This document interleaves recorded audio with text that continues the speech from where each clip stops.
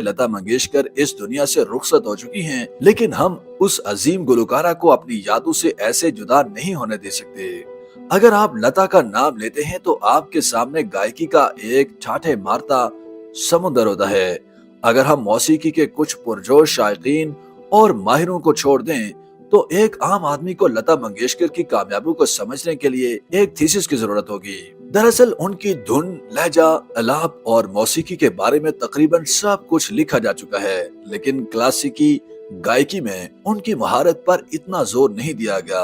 बहरहाल लता मंगेशकर ने 13 साल की उम्र में अपनी अदाकारी के जरिए फिल्मी दुनिया में आने से पहले क्लासिकी मौसीकी की गुलकारा बनने की कोशिश की थी। अपने इब्तदाई दिनों में ही लता मंगेशकर ने मगरबी मौसीकी के चारों ऑक्टेव में गाया, खा वो सुस्त, मध्यम या ऊंची ले क्यों ना हो।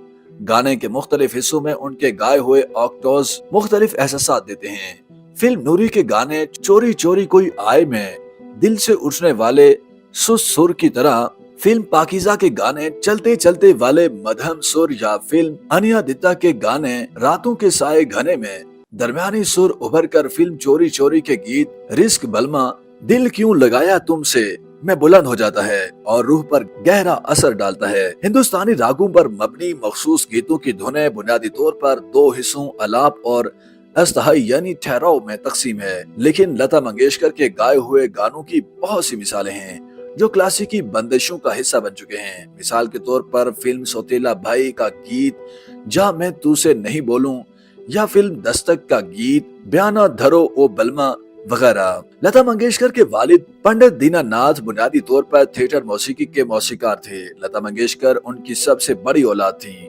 फिल्मी मौसीकी की हल्की फुल्की धुनों ने शायद लता मंगेशकर के क्लासिकी अंदाज पर असर डाला हो, लेकिन अपनी बाकायदा मशक की वजह से जब भी लता ने क्लासिकी रागों के साथ गाने गाए, उन गानों के साथ भी पूरा इंसाफ किया।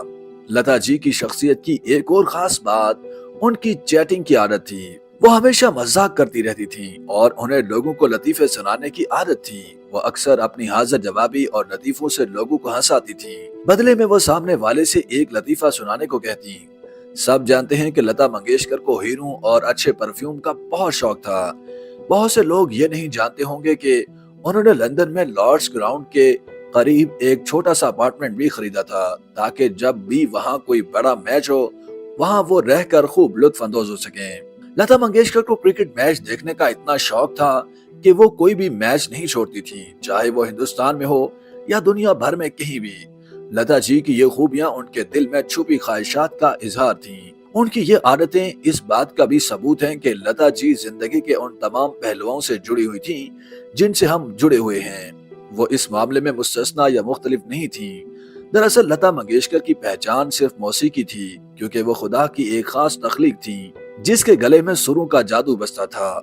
दुनिया के बड़े अदीबों और मौसीकी का नकादों ने वो सब कुछ लिखा है जो इस अजीम शख्सियत की सलाहियतों और कारनामों के बारे में लिखा जा सकता था। अब उनमें इजाफा करने के लिए कुछ नहीं बचा। YouTube पर गूगली न्यूज देखने के लिए youtube.com की सर्च बार में गूगली न्यूज टीवी टाइप करें। गूगली न्यूज के पेज पर सुर्ख रंग के सब्सक्रिप्शन वाले बटन पर क्लिक करना ना भूलिए। YouTube पेज पर अपलोड होने वाली वीडियो से बाखबर रहने के लिए बेल आइकन पर क्लिक कीजिए। आपको हर नई वीडियो के बारे में नोटिफिकेशन मौसूल हो जाएगा।